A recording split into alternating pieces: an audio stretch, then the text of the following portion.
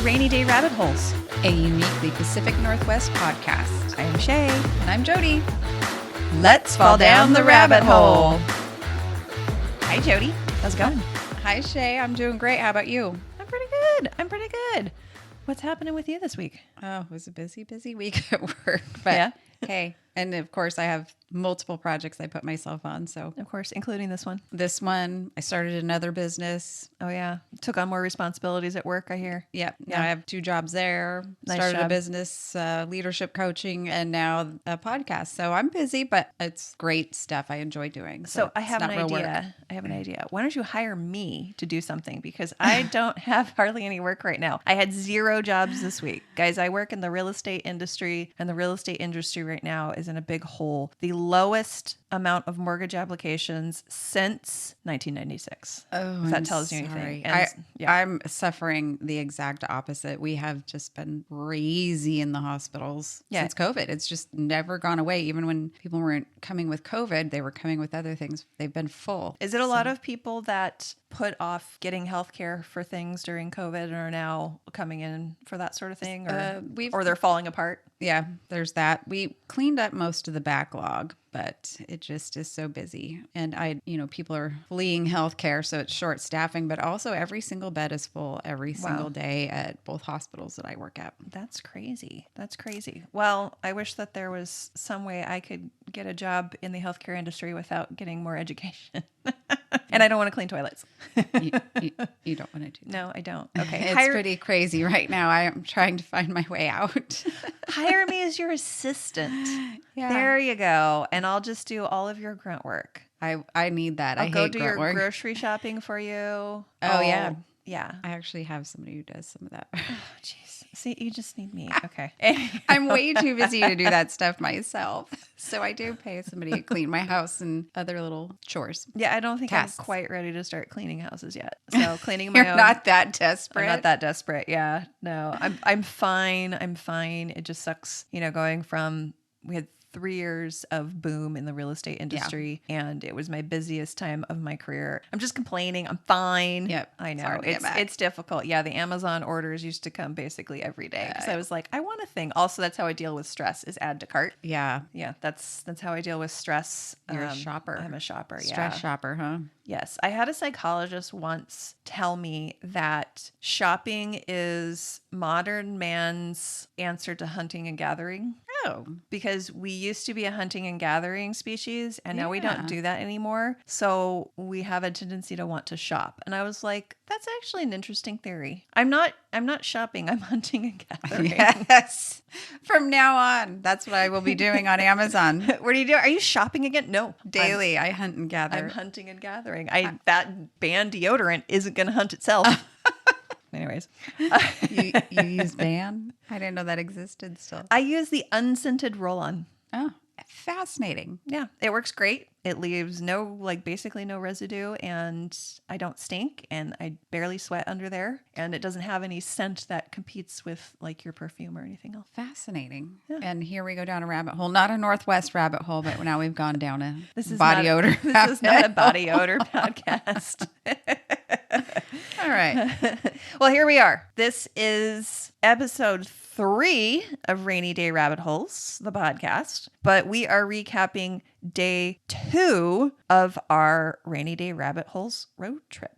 That's right. So if you remember, the end of day 1, we landed at the Itty Bitty Inn. It was probably one of the biggest highlights of the trip for me anyway. Outside of the gorgeous scenery we explored, the Itty Bitty Inn and Rick were highlights for me, just north of Coos Bay, North Bend. And then we ended the day feeling really positive. We even recorded about an hour for our podcast. It was a lot of fun and positive. We were tired, but still joyful. Mm-hmm. And so slept really well, and then started day 2. You could have heard day 1 recap on episode 1 of this podcast. So you will hear how happy we were when we were podcasting in that room, in the Oregon Trail room at Itty Bitty Inn, drinking our complimentary IPAs that our Mama Chicken Rick poured for us. And we were super happy. So we woke up super positive and started heading on down the coast. Yep. Didn't quite go as planned. Basically, day 2 of our trip, we recapped at the hotel later that night, but it didn't go as planned because Why, Jody? I was dead inside Yes, by the end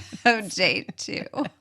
Yeah. You'll hear more about it and our stress responses. And that's one of mine. When it's all over, I die. Yeah, I I'm was done. just looking at her face Spent. and there was nothing behind her eyes.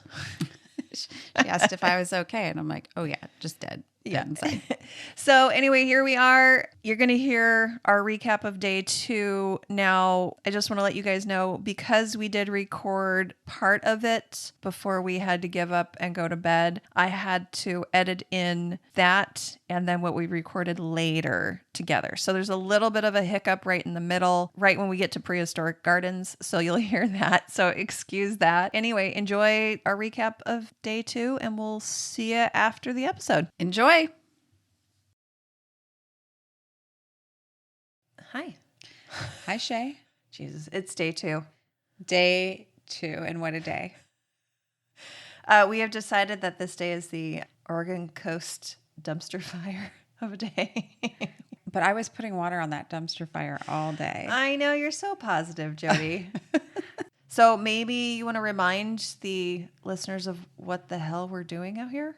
So we are taking my sister-in-law Tia's car down to San Francisco. She's moved down there from Seattle. She went ahead of us in a larger rental car so that her dog could be more comfortable on her way down. And I appreciate that. So I offered to take her car down so that Shea and I could, road trip and adventure. I thought it'd be a perfect time for us since we'd already decided to do this podcast. Thought it was a great idea. And I thought, what a great way to see Oregon. Yeah, and it was a great excuse to have like a last summer hurrah. So you're not hearing this until October, but this is the last week of August. So it's kind of a last summer hurrah. The weather has been gorgeous. What better way to finish the summer than to drive down the Oregon and Northern California coast? By the way, we are tonight drinking Beak Breaker. It's from Pelican Bay. It's their double IPA, and it is so delicious. Yeah, Pelican Brewing, originally out of Pacific City. They have expanded a lot in the last 10 years. So they have a big place in Cannon Beach. And then we saw one, what was that, in Coos Bay? A huge location. I think it was Coos Bay. So they're doing really well. They have a lot of distribution in the Pacific Northwest. The Beak Breaker is always a solid IPA if you're into those IPAs. What's the percentage on this? 9%. Ooh, holy crap. Crap. Shea is from Minnesota or the Midwest. Holy crap. Wait, I don't know where that's from. Southern Belle. Listen to our first episode that breaks down day 1 and some of the rabbit holes that we found on day 1 of this road trip on the northern Oregon coast. So we ended day 1 at the Itty Bitty Inn, which was probably the highlight of our day. Definitely. And it was great that it was also the way we woke up that morning. We stayed there at the Itty Bitty Inn and woke up to a beautiful day, blue skies, great coffee that Rick, R-I-K, had ground for us the night before. So Shea got up and made that, and it was delicious. So we left about 7:30-ish a.m. this morning, headed down the coast. It was gorgeous. It was sunny. It was warmish cool. Is that a thing? Warmish cool? Warmish cool. And Sure. the sun was coming up. I mean, it was up, but it was still rising. It was just crisp. It was gorgeous. There was mist. It was like a tunnel in the trees to the road. So we were trees on both sides, road ahead of us and blue sky above us. It was just beautiful. Yeah. And we were playing some pub trivia to. Oh, yeah. And our goal was to head down to Prehistoric Gardens, which is a roadside attraction that they, on their website, say they've been there since 1955, which I believe looks like something that's been there since 1955. But on the way, we did see another attraction, the very detailed, unique wooden sculptures. They were crazy detailed. I mean, you wouldn't normally see the wooden sculptures like this. There was a praying mantis that had to have been like 9 feet tall, a 3-headed dragon, a Groot. A seahorse unicorn. Oh, yeah, the seahorse unicorn that was probably 12 feet tall. There was a Groot that had to have been 20 feet tall. And at the base of the praying mantis was a stay off, no trespassing sign, which why do you put your giant statues on the side of the road and then warn people away. So we quickly stopped and took some pictures and hoped that nobody would come out with a shotgun. I know. Here's some attention-getting art, but please Stay do not away. pay attention. Yeah. Anyway, we stole some pictures, and on our way, we went again, and we made it to Prehistoric Gardens. Oh, in and pretty by the decent way, time. don't forget, check out our Instagram. We're going to post all the pictures that we've taken on our Rainy Day Rabbit Holes road trip on Instagram. It's Rainy Day Rabbit Holes Pod. So Rainy Day Rabbit Holes Pod. And so you can see all of our pictures. So you can see these great sculptures and then all of our pictures from Prehistoric Gardens, which was pretty epic.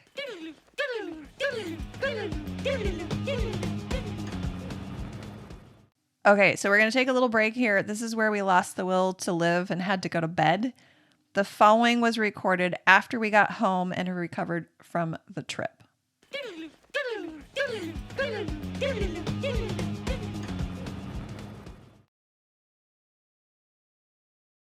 Part 3 of day 2. So we're going to pick up at Prehistoric Gardens, where Shea found this interesting. Is it a museum? What do we call this? It's a roadside attraction. There we go. Yeah. So according to their website, it's been there since 1955, and it definitely has that flavor of something you'd be doing with the family when you were motoring down the coast on vacation in the 1950s. Super kitschy. Pretty cute. I think that kids would love it for sure. And then adults who love stupid things. Yeah, like us. Yeah, exactly. So this was one that was kind of on my must do list for this coast trip.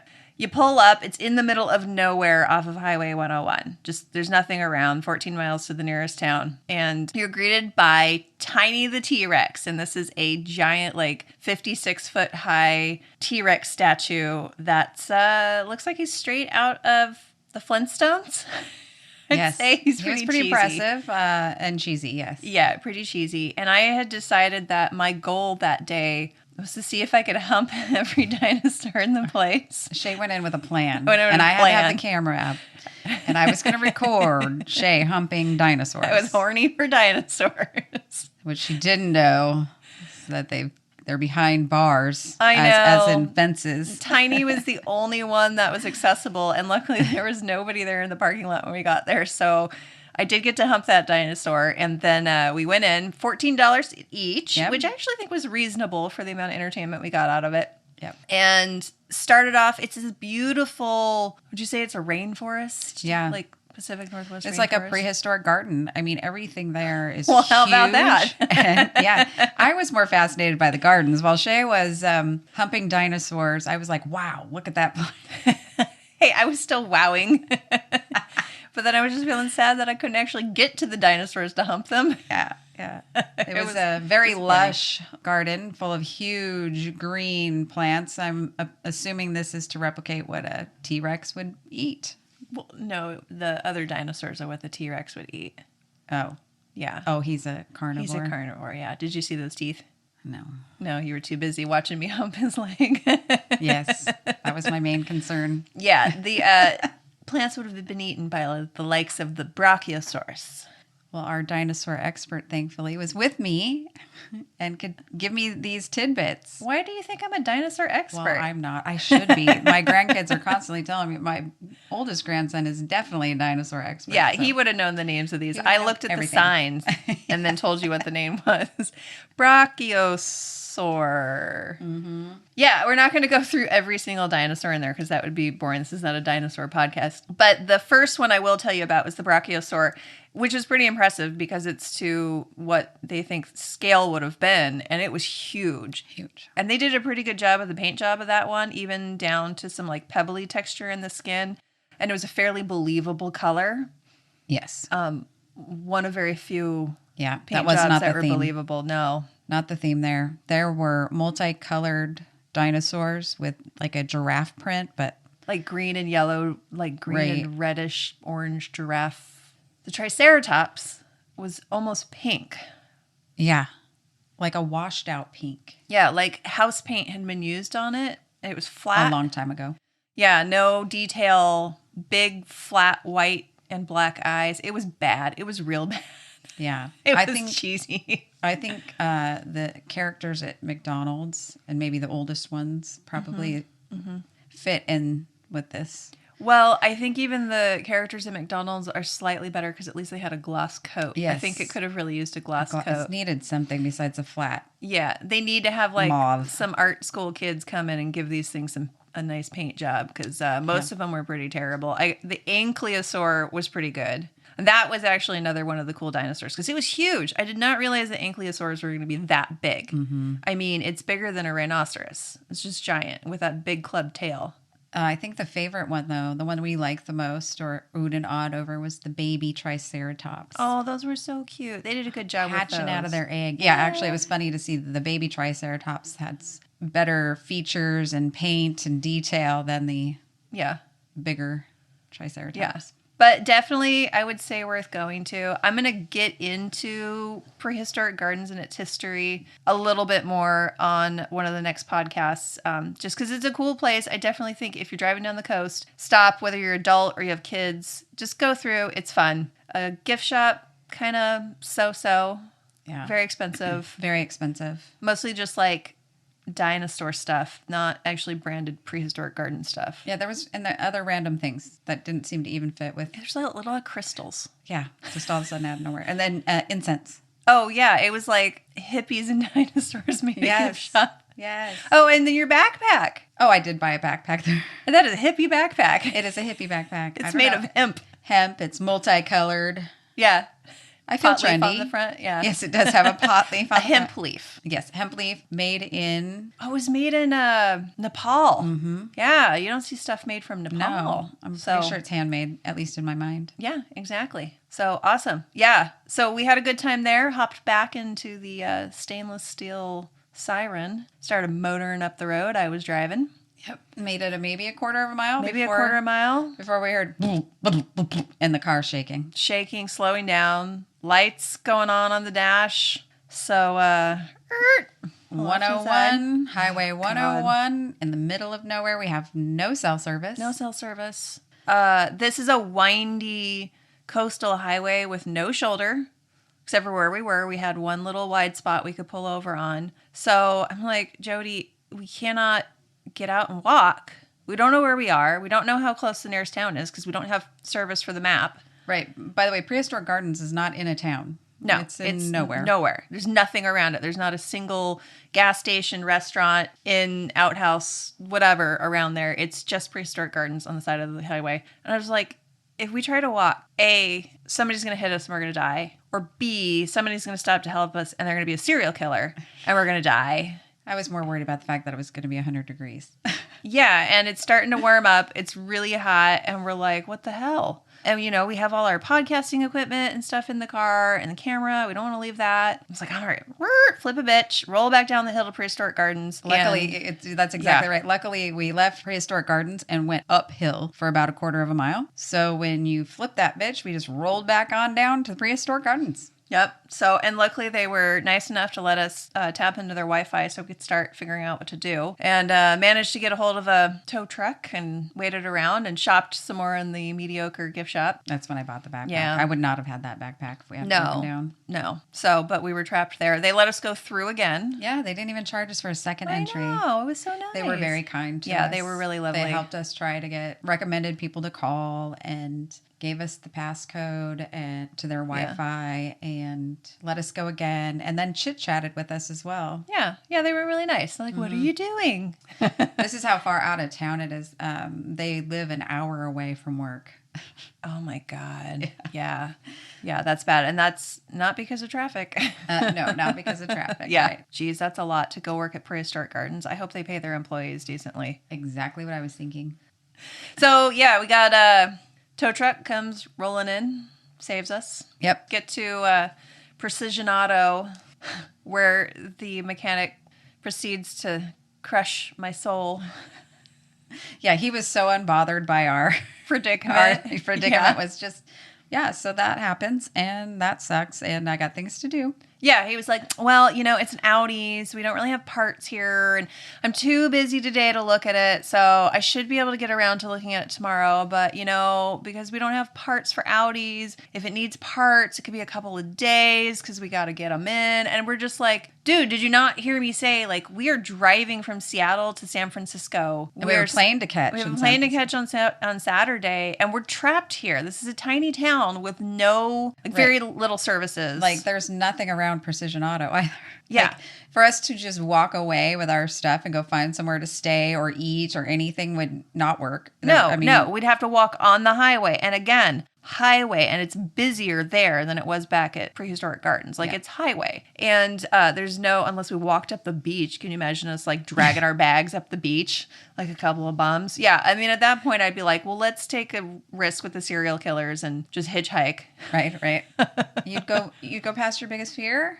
The 101 serial killers? My biggest fear might be walking 5 miles in the sun on the highway with my luggage. That was my fear. Yeah. So he's like, oh, well, if you're looking for a place to stay, there's a Motel 6 right around there. I was like, oh, God, I don't think I could handle Motel 6 for 3 days. And he's like, well, we can probably give you a ride in, like, I don't know, 2 or 3 hours. Yeah. Well, how do we get buddy, there? thanks. Well, I mean, I first asked, is there an Uber or a taxi or anything here? And he said, no. We said, well, how do you suggest we get to the hotel? And he's like, someone here could probably drive you when we're not busy. What time of the day is that? Like 10 a.m. by this point? I mean, It wasn't late. Yeah, maybe like 11, something like that. Yeah. So then he's like, well, there's one place in town that has a couple of cars to rent. Hands us a card. And of course, nobody's answering the phone. Yeah. So we're just sitting there. We sit around some more trying to figure out what we're going to do. Where are we going to go stay? Because at this point, I was like, we just need to get a hotel because we're stuck. Like, let's go get a hotel and let's go get some drinks. And Shea actually was like, okay, we got to get jobs, find somewhere to live. We are stuck here forever. I was like, what happens if they can't get the parts? Like, how do we get out of this town? It was like, now it's like a Stephen King novel where you can't leave the town. Yeah, like every time you try to leave, you just are all of a sudden in the middle of the town again. That's exactly what it was like. Exactly what it was like. We went, so finally the rental car people call back and Shea answers the phone, and here is the opportunities we have for a car rental. Yeah, so there's a 2012, I think, Toyota Corolla, or was it an Avalon? Avalon first. Avalon. For $120 a day, or for $79 a day, we could get a 2002 Subaru Outback. So we chose the Outback. And another half an hour goes by, and lady rolls up, takes a picture of Jody's ID, insurance card, swipes her credit card, hands us the keys, and leaves.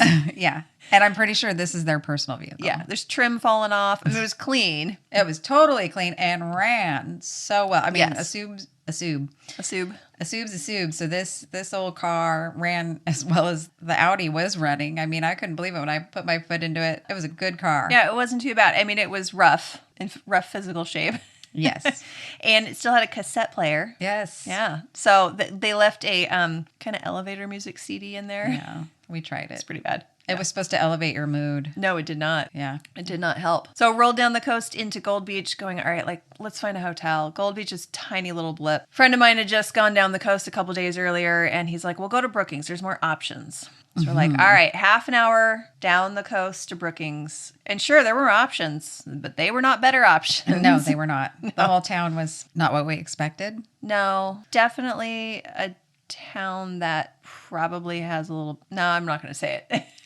Yeah, I'm just going to be nice. It's not a happy looking town. No, it's a pretty sad looking town. So we did finally find a hotel that looked halfway decent down in the marina. And at that point, we were just so dejected that we were like, it's $200 fine. We probably should have stopped before. And gotten something to eat. And got something to eat. It might have changed our mood and our thought process. Because when we did finally get this hotel, it was a suite, by the way. Oh, yeah.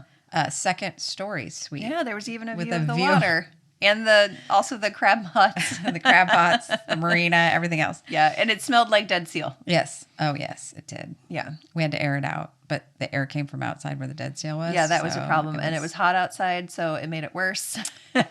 It was a thing. But we were like, we chose this place. One of the reasons we chose this place, or just said, this is it, was there was a Mexican restaurant in the parking lot.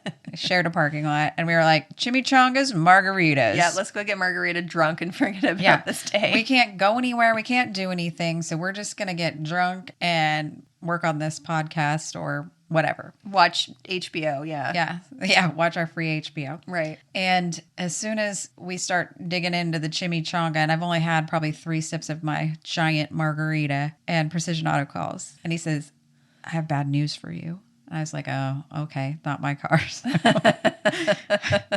You're I like, guess the bad news is I got to find another rig. shit, we are stuck here for days. Yeah. Shay was right. But then he said, just kidding. It was just a coil. Ignition coil and spark plugs. And spark plugs, yes. But all of a sudden the car's ready. Now it's like 1:00 and we've got a hotel for the night. That we already paid $200 for and $79 for the stupid car. Yeah, we should have just gone and gotten something to eat. Giant margaritas in front of us that we can't drink now because we have to drive 30 minutes back to Gold Beach. 45 minutes back to the auto care place because it was 15 minutes out of town. Yeah. It was silly. Yeah, so we were like, oh, guess we can't drink these. We were able to get there, pick the car up, no problem. And they wouldn't give us the margaritas in a to-go cup. No, I did ask. Can you hold them for us? We'll be back in an hour. Sorry, we can't do that. I was like, oh, God damn it. Yeah. Right there. We could just put them in the hotel. Right? We literally why didn't we bring our water bottles? I know. But picked it up. It was a breeze, no problem, and headed back to our hotel room in Brookings. But what the highlight of the day is from Gold Beach to Brookings is probably for our whole trip the most spectacular coastline. Mm-hmm.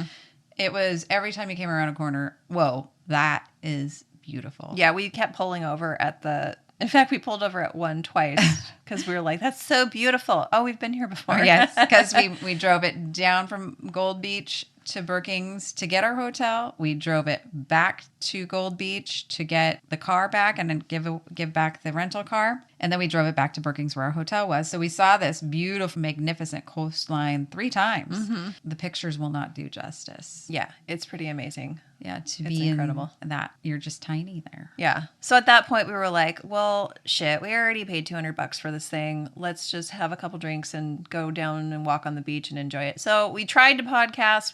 You already heard part 1 of day 2 where we set up in the hotel room, but about halfway through we lost the will to live. Mm-hmm. And went to bed. So that was the end of day 2. Beautiful beach down there in Brookings. Beautiful sunset. You're away from the things that we found depressing-ish. Yeah. You're just in the beauty. And so we were able to walk down there. We were down there for sunset, and it was beautiful. Yeah. I did sunset with Shay. Aw, that's nice. All right, Jody. So let's go ahead and stop here at the end of day 2. It kind of made me tired just listening to it. That's a good idea. Did you find any rabbit holes on day 2, though? I did. So I really enjoyed Prehistoric Gardens, and I wanted to find out more about that, but there wasn't really a ton. So next episode, maybe not next episode, one of the next episodes, I'll tell you about what I did find. But the rabbit hole that I really fell down was about Oregon serial killers. Mm-hmm. And I promise this is not a true crime podcast. But when we broke down there on the side of Highway 101, and I was having a little bit of a panicky moment, and I was imagining if we tried to walk on Highway 101, that we would either A, be killed by a speeding car, or B, we would try to hitchhike and we would get picked up by a nice farmer or something, and then he would take us back to his cellar and try to murder us, and then we would have to form weapons out of like horse bridles and saddles or something, and then fight our way to safety. That was my little fantasy that I was having. Or be fed to the pigs. Like that would be our choice. That would be our choice. Fed to the pigs. So I started Googling to see if there were any serial killers that had been active on Highway 101 or on the Oregon coast. And so I ended up finding out some really interesting and creepy info. So I will tell you about Prehistoric Gardens and my new Oregon serial killer info on the next episode. Now, I'm not going to get into any gory details. I'm not going to describe how anybody was murdered or anything like that. I'm not into telling you guys about that. There's plenty of true crime podcasts out there for you. But this was interesting information that I did not know, and I have listened to a lot of true crime podcasts. Well, I'm really glad to have learned this after, because that was not my first thought when the car broke down was about the serial killers. And now hearing this, I may have had a different response than the cool cucumber I appeared to be at first. Yeah, this is not a dinosaur podcast or a true crime podcast, but I'm going to talk about both next time. So Great. I can't wait. I'm really excited about it. You know, I read Anne Rule when I was a child. I've loved all these true crime, and the ID channel has been on my TV in the background for years. My children make fun of me. So yes, I'm intrigued and excited. And I do find it funny that it is kind of the thing now, seems to be, especially with women of a certain age. Yeah. Where we relax by listening to a nice podcast about how somebody was dismembered or watching a nice documentary about how 18 women were, killed and buried in a basement. Yep. So yeah, we're sick. We're just sick people. That's relaxing for us. Mm-hmm. Yes. Well, that's it for our show for day 2. It was an adventure for sure. We survived. We learned some things. We grew personally, really, Shea. We can survive. We know that. We have more confidence now. And next Wednesday, tune in for Shea's Rabbit Hole. Please follow us on Instagram at Rainy Day Rabbit Holes Pod to see all the pictures that go along with our episodes. You can also email Jody to give her more dinosaur information at jody@rainydayrabbitholes.com. Or you can email Shea to give her life coaching advice and maybe some trauma recovery tools at Shea@rainydayrabbitholes.com. Make sure to subscribe to our podcast on Spotify or wherever you get your podcasts. And we will see you next time. See you down the rabbit hole.